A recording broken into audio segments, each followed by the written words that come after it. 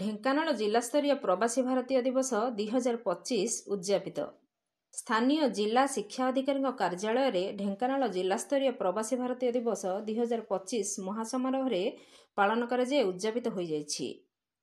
ସସ୍ମିତା ସାହୁ ଅତିରିକ୍ତ ଜିଲ୍ଲା ଶିକ୍ଷା ଅଧିକାରୀଙ୍କ ସଭାପତିତ୍ୱରେ ଆୟୋଜିତ ଉଦ୍ଘାଟନୀ ଉତ୍ସବରେ ଜୟନ୍ତୀ ପାତ୍ର ଅଧ୍ୟକ୍ଷା ପୌର ପରିଷଦ ଢେଙ୍କାନାଳ ମୁଖ୍ୟ ଅତିଥି ଭାବରେ, ସମ୍ମାନିତ ଅତିଥିମାନଙ୍କ ଭାବରେ ଲକ୍ଷ୍ମଣ ସାହୁ ଅଧ୍ୟକ୍ଷ, ଜିଲ୍ଲା ଶିକ୍ଷା ଓ ଶିକ୍ଷଣ ପ୍ରତିଷ୍ଠାନ ଡକ୍ଟର ପୁଷ୍ପଲତା ରଥ, ଓଡ଼ିଆ ଅଧ୍ୟାପିକା, ସଚ୍ଚିଦାନନ୍ଦ ମହାବିଦ୍ୟାଳୟ ଇନ୍ଦୁପୁର ଶିକ୍ଷାବିତ୍ ଡାକ୍ତର ଦେବୀପ୍ରସାଦ ମିଶ୍ର, ସନ୍ତୋଷ କୁମାର ପାଣିଗ୍ରାହୀ, ଅଭିନବ ବରାଡ଼, ସୌରଭ ରାୟ ପ୍ରମୁଖ ଯୋଗଦାନ କରିଥିଲେ।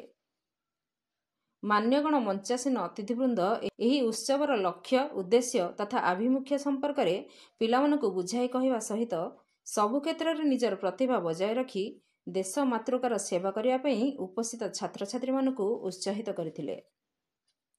ଚଳିତ ବର୍ଷ ଆମ ରାଜ୍ୟ ଓଡ଼ିଶାରେ 8 ତାରିଖରୁ 10 ତାରିଖ ପର୍ଯ୍ୟନ୍ତ ଆୟୋଜନ କରିବା ପାଇଁ ସୁଯୋଗ ପାଇଥିବାରୁ ଆମେ ଗର୍ବିତ ଏବଂ ଚଳିତ ପ୍ରବାସୀ ଭାରତୀୟ ଦିବସର ବିଷୟବସ୍ତୁ ବିକଶିତ ଭାରତ ନିମନ୍ତେ ପ୍ରବାସୀ ଭାରତୀୟଙ୍କ ଅବଦାନ ସମ୍ପର୍କରେ ଆଲୋକପାତ କରିଥିଲେ।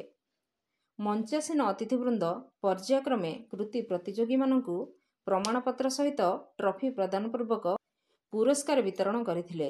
ଜିଲ୍ଲା ସ୍ତରର ଆୟୋଜିତ ଏହି କାର୍ଯ୍ୟକ୍ରମରେ ସମୁଦାୟ ପ୍ରାୟ 140 ଜଣ ଛାତ୍ରଛାତ୍ରୀ, ଗାଇଡ୍ ଶିକ୍ଷକ ଶିକ୍ଷୟିତ୍ରୀ, ଅଭିଭାବିକା ଅଭିଭାବକ ଯୋଗ ଦେଇଥିଲେ।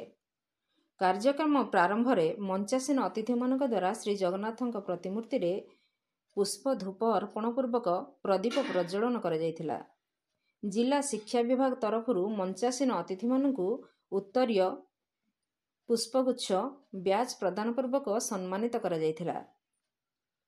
ଶୁଭାଶିଷ ସାହୁ, ଜିଲ୍ଲା ଜନଜାତି ଶିକ୍ଷା ସଂଯୋଜିକା, ସମଗ୍ର ଶିକ୍ଷା ଉପସ୍ଥିତ ଛାତ୍ରଛାତ୍ରୀ, ଶିକ୍ଷକ ଶିକ୍ଷୟିତ୍ରୀ, ଅଭିଭାବକ, ଗଣମାଧ୍ୟମ ପ୍ରତିନିଧି ତଥା ଅତିଥିମାନଙ୍କୁ ଧନ୍ୟବାଦ ଅର୍ପଣ କରିଥିଲେ।